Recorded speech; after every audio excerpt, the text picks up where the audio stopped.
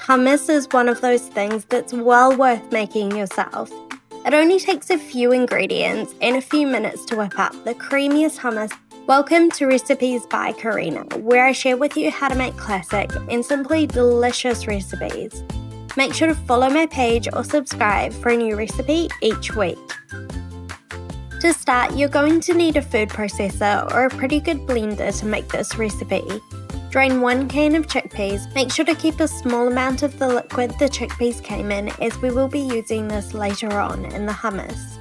The remaining, actually called aquafaba, can be used for so many different recipes in place of egg whites, so make sure not to just tip it down the drain. Add your chickpeas to the food processor, place on the lid and turn it on. The chickpeas will probably turn a little chalky at this point, not really smooth in consistency, but let it run for about 30 seconds to a minute before we add some of the remaining ingredients. If you'd like the full recipe for this hummus, it will be on my website, as well as the full measurements listed in the description box below. I also have variations to the recipe if you'd like to turn this into beetroot and feta hummus, sweet potato hummus, or roasted carrot. The next ingredient we need is tahini. If you haven't used tahini before, it's basically just ground up sesame seeds. It kind of has the consistency of most other seed butters. You can find this in most grocery stores and supermarkets, or if you would like, you can easily make it yourself with a food processor. Turn the machine off and remove the lid. Measure out 1/4 cup of the tahini and pour it in. You really do need tahini for hummus. It's a pretty essential ingredient, so make sure you don't skip it. To the chickpeas and tahini, we're also going to add in the juice of 1 large lemon.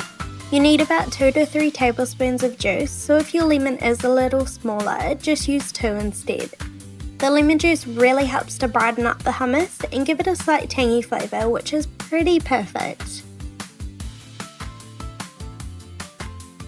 Lastly, at this point, we'll need half a teaspoon of cumin to give the hummus that deep kind of earthy flavour, and a clove of garlic. You can crush or chop the garlic up before, but I just place it in whole and let the food processor do its job. As I said before, this recipe can have variations. The flavour combos of hummus is pretty much endless, whether it's different toppings or ingredients added to the actual hummus itself. This is kind of like a base recipe, which is completely delicious and perfect as is, but you can also add so many different ingredients and flavours too. A few of my favourites are beetroot and feta, avocado, roasted red pepper and sweet potato. I'll have the recipe for all of these on my website. Place the lid on the food processor and turn it on. You'll notice now the mixture is a lot looser and is coming together a lot better. Let the machine run for about 30 seconds to a minute until it looks pretty well incorporated. Take your extra virgin olive oil and, with the machine still running, pour in 2 tablespoons. Next is the secret to getting the hummus super smooth and creamy: the aquafaba, or the liquid the chickpeas came in.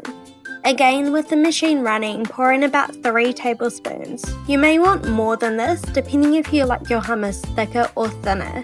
You can see here the texture starts to change almost instantly. Lastly, of course, you'll need a few big pinches of salt.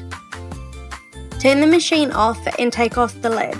Using a rubber spatula, scrape down the edges. You can do this throughout making the hummus, but I usually leave this until the end, as most of the stuff stuck to the sides will get incorporated when you add the oil and liquid.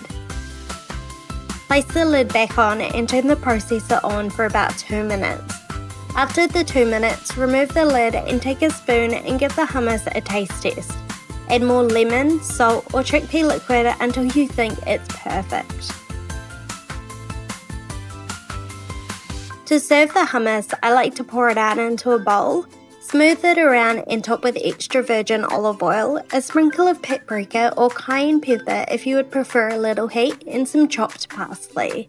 Serve with veggies, pita bread, or keep it in the fridge for about a week to snack on or add to meals. I hope you give this recipe a try. It's so simple and easy to make yourself, so much better than the stuff you buy, and so many different flavour combos. Thank you for watching, and I'll see you in my next video.